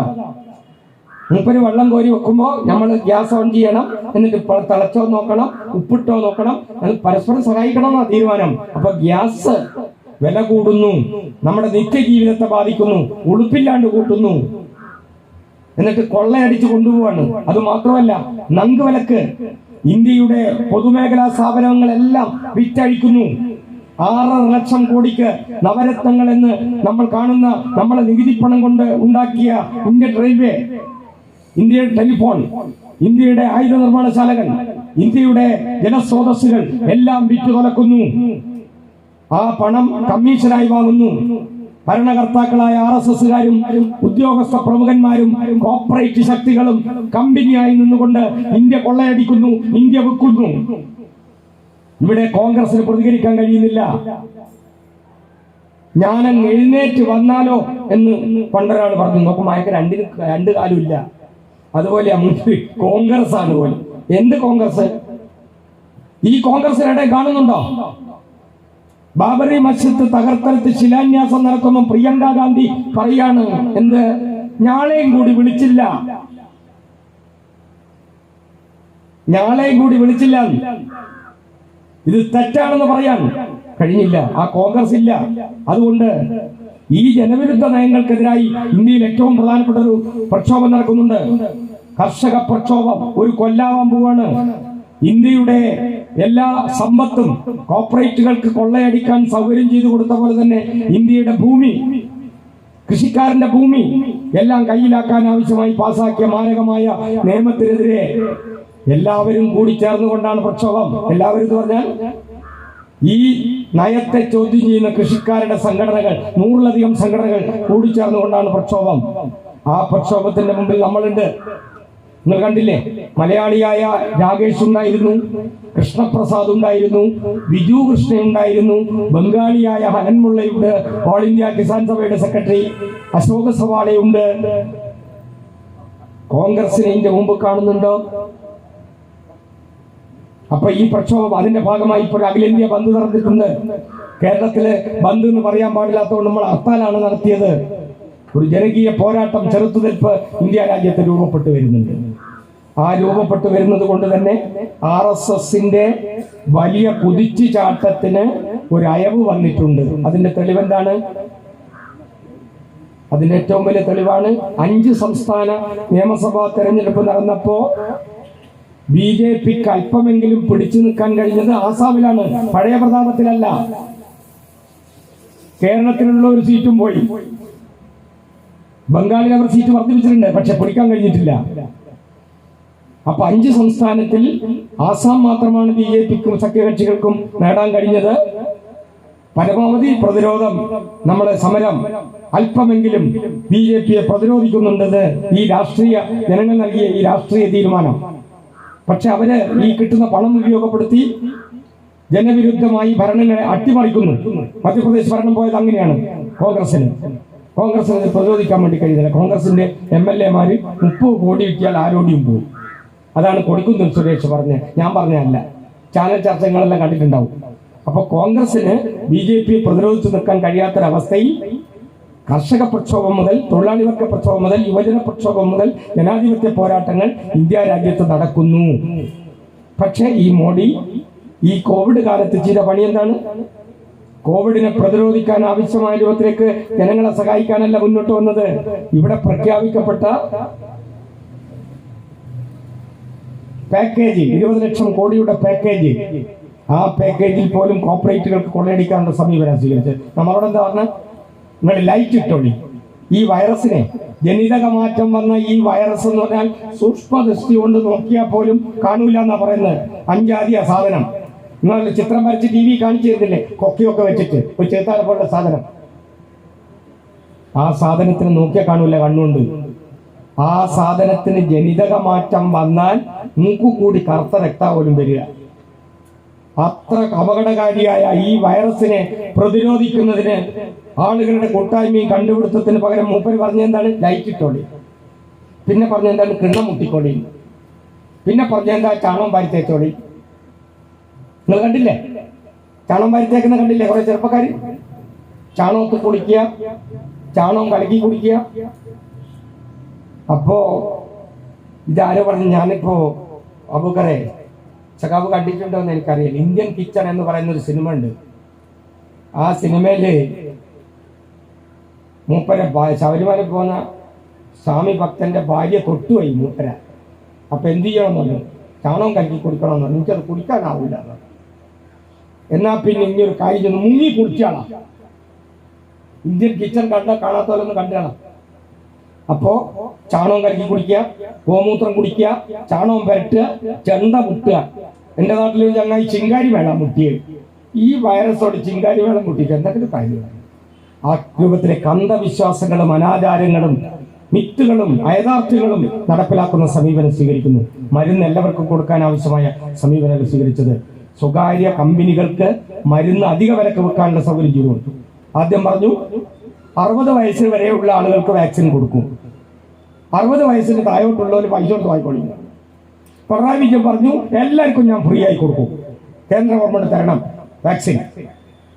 അപ്പൊ മോഡി പറഞ്ഞു അത് നടക്കൂല, നടക്കണ്ട, ഞാൻ പറഞ്ഞ ഞാൻ നടപ്പിലാക്കൂ, എന്റെ പൈസ അല്ല.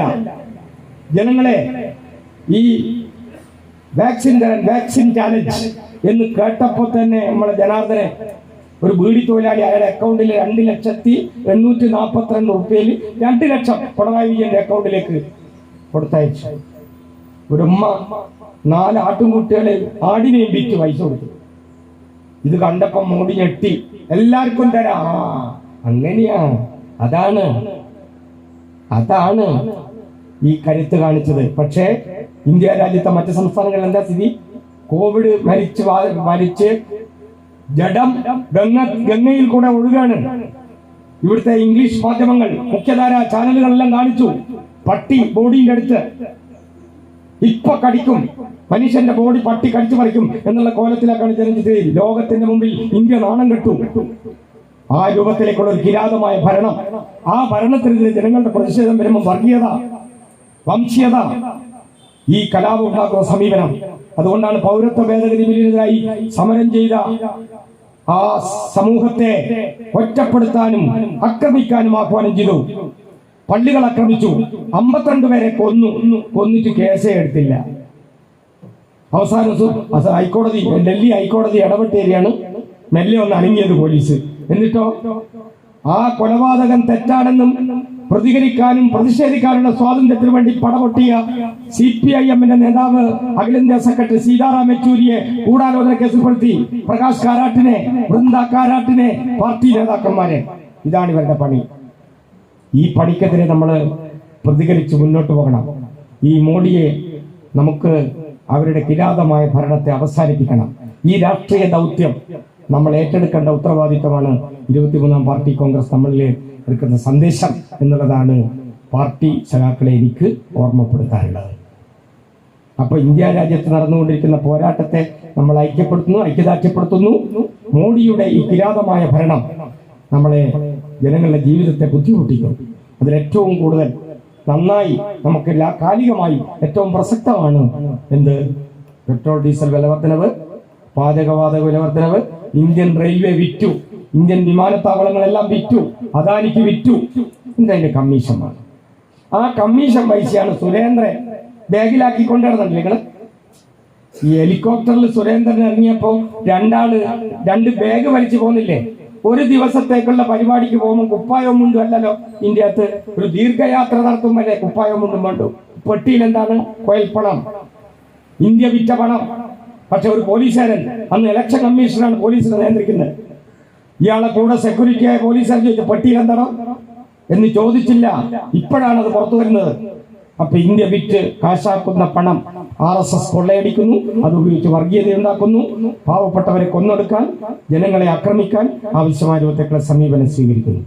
ഈ സമീപനത്തിനെതിരായി ഇന്ത്യ രാജ്യത്ത് ചെറുതും വലുതുമായ ചെറുത്തുനിൽപ്പ് സംഘടിപ്പിക്കാൻ കഴിയുന്നുണ്ട്. പക്ഷെ നമുക്ക് അത് രാഷ്ട്രീയ വിജയമായി രൂപപ്പെട്ടു വന്നു എന്നുള്ള രൂപത്തിലേക്ക് പറയാൻ കഴിയില്ല. ഇപ്പൊ നടന്ന 5 സംസ്ഥാനത്തിൽ BJPക്ക് മുന്നേറാൻ കഴിഞ്ഞില്ല. ബംഗാളിൽ ഉമ്മള കാര്യം പോക്കാം, 4% വോട്ട് കിട്ടി, ഒറ്റ സീറ്റും കിട്ടിയില്ല.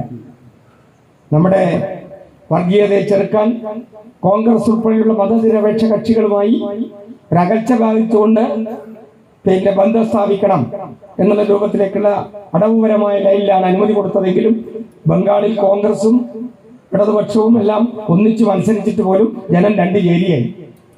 ഒന്ന് മമതാ ബാനർജിയോടൊപ്പം, അതുപോലെ തന്നെ മറ്റൊന്ന് RSSനോടൊപ്പം. നമുക്കൊറ്റ സീറ്റും കിട്ടിയില്ല, കോൺഗ്രസിനും കിട്ടിയില്ല. അപ്പൊ നമുക്ക് തിരിച്ചടി ഉണ്ടായി. പക്ഷേ അവിടെ ആ നേതൃത്വം ഈ തിരിച്ചടി പരിശോധിച്ച് തിരിച്ചു മുന്നോട്ട് പോകാൻ ആവശ്യമായ രൂപത്തിലുള്ള സമീപനങ്ങൾ സ്വീകരിച്ചുകൊണ്ടിരിക്കുന്നുണ്ട്. അവർ വെറുതെ അടങ്ങിയിരിക്കില്ല. പക്ഷേ സഹാക്കൾക്ക് പ്രവർത്തിക്കാൻ സ്വാതന്ത്ര്യമില്ല.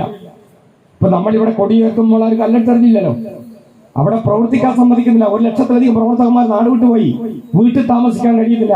5 ജാതി ആക്രമണമാണ് തൃണമൂൽ കോൺഗ്രസ് കാണിക്കുന്നത്. പോലീസ് അവരുടെ പക്ഷത്ത് ചേരുന്നു. ഇപ്പൊ ത്രിപുരക്കാർക്ക് നമ്മളിപ്പോ ഫണ്ട് വിരിച്ചിട്ടേ ഉള്ളൂ. ത്രിപുരയിൽ BJPക്കാരും നമ്മുടെ പാർട്ടി സ്റ്റേറ്റ് കമ്മിറ്റി ഓഫീസ് കത്തിച്ചു. പാർട്ടി സ്റ്റേറ്റ് കമ്മിറ്റിയുടെ കാറ് കത്തിച്ചു, 136 വീട് തകർത്തു. ഇപ്പൊ നമ്മള് അവർക്ക് ഫണ്ട് പിരിച്ചു കൊടുത്തിട്ടുണ്ട്. നിങ്ങളെല്ലാം പിരിച്ചില്ലേ? പിരിച്ചു കൊടുത്തിട്ടുണ്ട്. അപ്പോ ഇന്ത്യ രാജ്യത്ത് ഇടതുപക്ഷത്തിന് മുന്നേറ്റം ഉണ്ടാക്കാൻ കഴിയുന്ന ഒരു പശ്ചാത്തലം ക്ലിയർ ആണെന്ന് വിചാരിക്കേണ്ട. നമ്മളെ എങ്ങനെയെങ്കിലും എല്ലാ വിധത്തിലും തുടച്ചു നീക്കുക എന്നുള്ളതാണ് RSSന്റെ അജണ്ട. അതുകൊണ്ട് നമ്മളെ പ്രവർത്തിക്കാൻ സമ്മതിക്കുന്നില്ല. നമ്മുടെ നേതാക്കന്മാരുടെ പേരിൽ കള്ളക്കേസ് ചുമത്തുന്നു. നിങ്ങൾ കണ്ടില്ലേ, കേന്ദ്രമന്ത്രിമാർ നേതൃത്വം കൊടുത്തുകൊണ്ടാണ് നമ്മളെ അഖിലേന്ത്യാ പാർട്ടി ഓഫീസിലേക്ക് 10 ദിവസം മാർച്ച് സീതാറാം യെച്ചൂരി ആഫീസ് കയറി ആക്രമിച്ചു. എന്തോ ഭാഗ്യത്തിന് നമ്മുടെ സഖാക്കൾ പെട്ടെന്ന് ചാടി വീണുകൊണ്ട് യെച്ചൂരിക്ക് നേരെ വന്ന അക്രമകാരിയെ പിടിക്കാൻ കഴിഞ്ഞു. ഈ രൂപത്തിലേക്ക് നമ്മളെ പാർട്ടിയെ ഒരു വിധത്തിലും പ്രവർത്തിപ്പിക്കാൻ കഴിയാത്ത രൂപത്തിലേക്ക് പ്രതിരോധിക്കുന്നു. പക്ഷേ ഈ പ്രതിരോധവും കേട്ട് ഇത് സങ്കടപ്പെട്ട് ഒരേ കുത്തിരിക്കല്ല, ഉള്ളത് വെച്ച് പൊരുതുകയാണ്. അതുകൊണ്ട് ആസാമിൽ ഇപ്പൊ തെരഞ്ഞെടുപ്പിൽ ആന പറക്കുന്ന കാര്യത്തിൽ ആട്ടുമുട്ടത്തെ തപ്പണം വെച്ചു. ഈ തെരഞ്ഞെടുപ്പിൽ നമുക്ക് ഒരു സീറ്റ് കിട്ടി, മഹാരാഷ്ട്രയിൽ ഒരു സീറ്റ് കിട്ടി, രാജസ്ഥാനിൽ 2 കിട്ടി, ഹിമാചലിൽ 1 കിട്ടി, ജമ്മു കാശ്മീരിൽ ഒരു സീറ്റ് പിരിച്ചുവിടപ്പെട്ട നിയമസഭക്കകത്ത് നമുക്കൊരു സീറ്റ് ഉണ്ട്. നമ്മുടെ സാന്നിധ്യം ചെറുതായി പ്രകടിപ്പിക്കപ്പെടുന്നുണ്ട്. കോൺഗ്രസ് അടിപറഞ്ഞു പോകുമ്പോൾ ഈ രാഷ്ട്രീയം ഉയർത്തിപ്പിടിക്കാൻ ആവശ്യമായ രൂപത്തിൽ ഇടപെടലുണ്ട്. സഖാക്കൾ പ്രതീക്ഷിച്ച രൂപത്തിലേക്ക് വന്നിട്ടില്ല. ഇപ്പൊ തമിഴ്നാട് തെരഞ്ഞെടുപ്പിൽ നമുക്ക് 2 സീറ്റ് കിട്ടിയിട്ടുണ്ട്. എല്ലാവരും കൂടിച്ചേർന്നൊരു വിശാല സഖ്യമാണ് BJP പ്രതിരോധിച്ചത്, AIDMK BJP പ്രതിരോധിച്ചത്. അപ്പോൾ രാഷ്ട്രീയമായ രൂപത്തിലേക്ക് നമ്മൾ വിചാരിച്ച പ്രതിഫലനം ഉണ്ടായില്ലെങ്കിലും ചെറിയ ചെറിയ അനക്കം ഇന്ത്യൻ രാഷ്ട്രീയത്തിലുണ്ട് എന്നുള്ളതാണ് സഖാക്കളുടെ ശ്രദ്ധയിൽപ്പെടുത്താറുള്ളത്. അതുകൊണ്ട് ദുരിതപൂർണമായ ഇന്ത്യയിൽ സ്ത്രീകൾക്കും ദളിതർക്കും പിന്നോക്ക വിഭാഗത്തിനും നേരെ അക്രമം നടത്തിക്കൊണ്ടിരിക്കുന്ന ഇന്ത്യയിൽ പ്രതിരോധ ശക്തി വർദ്ധിപ്പിച്ച് ഇടതുപക്ഷത്തിന്റെ ഒരു ബദൽ ശക്തി രൂപപ്പെടുത്തിയെടുക്കാൻ ആവശ്യമായ രൂപത്തിലേക്കുള്ള സംവിധാനം, അതാണ് നിങ്ങളെ ശ്രദ്ധയിൽപ്പെടുത്താനുള്ളത്. ഇതിന്റെ പശ്ചാത്തലത്തിലാണ് കേരളത്തിൽ നമ്മൾ 2ാം തവണ അധികാരത്തിൽ വന്നതിന്റെ പ്രസക്തി നിങ്ങളെല്ലാം മൊത്തത് കാണാനുണ്ട്. ഈ കൊടിയുയർത്തലും ഈ പടക്കം പൊട്ടിക്കലും ഈ രക്താക്ഷി പുഷ്പാർച്ചനയിലും ഒക്കെ തന്നെ അതിനൊരു ആവേശം മനസ്സിൽ അലതല്ലുന്നില്ലേ? കാരണം നമ്മൾ റൊട്ടേഷൻ ആയിരുന്നില്ലേ? നമ്മള് ഒരിക്കലും വന്ന് നമ്മൾ ഭരിച്ച് 5 കൊല്ലം കഴിഞ്ഞാൽ ഓലും ആയിരിക്കും. ഇപ്രാവശ്യം അങ്ങനെ വരുമെന്നാ കരുതിയത്, വന്നില്ല. 99 സീറ്റ് ജനങ്ങൾ നമുക്ക് തന്നു. കൊടുവള്ളി നമ്മൾ തോറ്റുപോയി. കൊടുവള്ളി തോറ്റെങ്കിലും കേരളം കിട്ടി. അപ്പൊ അതുകൊണ്ട് നമുക്ക് നമ്മുടെ യൂസുഫ് ഹാജി സീതാറാം ടെക്സ്റ്റൈലിൽ ചെയർമാനായത് ഇടതുപക്ഷം ഭരിച്ചത് കൊണ്ടാണ്. അപ്പൊ അതുകൊണ്ട് ഇടതുപക്ഷം അധികാരത്തിൽ വന്നു. അതിന്റെ പശ്ചാത്തലത്തിൽ നമുക്ക് കൂടുതൽ ഉത്തരവാദിത്വം കൂടുന്നൊരു സമയമാണ് ഇപ്പൊ. ഇടതുപക്ഷം വരാൻ എന്താ കാരണം? നമ്മൾ ഒരു ബദൽ നയം, ജനങ്ങളെ കൊള്ളയടിക്കുമ്പോൾ ജനങ്ങൾക്ക് കൊള്ളയടിക്കാത്തൊരു ബദൽ നയം ഈ പ്രളയകാലത്തും കോവിഡ് കാലത്തും നിപ്പ വന്നപ്പോഴും അതുപോലെ തന്നെ ഇപ്പൊ പ്രതിഷേധം ഉണ്ടായപ്പോഴും ഗവൺമെന്റിന്റെ നേതൃത്വത്തിൽ ഇടപെട്ട് നടത്തുന്നു. കിറ്റ് കൊടുത്തു, പെൻഷൻ കൊടുത്തു, അതുപോലെ തന്നെ വീട് കൊടുത്തു, ഉള്ള ജോലി എല്ലാവർക്കും കിട്ടത്തക്ക രൂപത്തിലേക്കുള്ള സുതാര്യമായ സമീപനം ഉണ്ടാക്കി. നമ്മുടെ പശ്ചാത്തല മേഖലക്ക് ഒരു വികസന കാഴ്ചപ്പാട് പുതുതായി അവതരിപ്പിച്ചു. അതിന്റെ ഗുണാനുഭവിക്കുന്നവരല്ലേ നിങ്ങൾ നോക്കിയതിന്. പണ്ട് കാനര മുക്കുന്നു മെഡിക്കൽ കോളേജിലുള്ള എളുപ്പമാർഗ ആരാമ്പ്രം വഴി പടനിലത്തേക്ക് ചാടുന്ന റോഡ്, കാരാട്രസാക്ക് MLA എന്നെ റോഡിന്റെ കോല എന്താ? ഓതിയാറുമ്പത്തെ ഇടപോലെയാ വന്നൂര്, എപ്പോഴും നീരറവുണ്ടാവും. ഇപ്പം നോക്ക് എങ്ങനെയുണ്ട് കോലം. 17 കോടി രൂപ ചെലവാക്കി നല്ല റോഡുണ്ടാക്കി. പശ്ചാത്തല മേഖലക്കകത്ത് ഇടപെട്ടു. സ്കൂൾ കെട്ടിടങ്ങൾ, മനോഹരമായ കെട്ടിടങ്ങൾ, ആസ്പത്രി കെട്ടിടങ്ങൾ.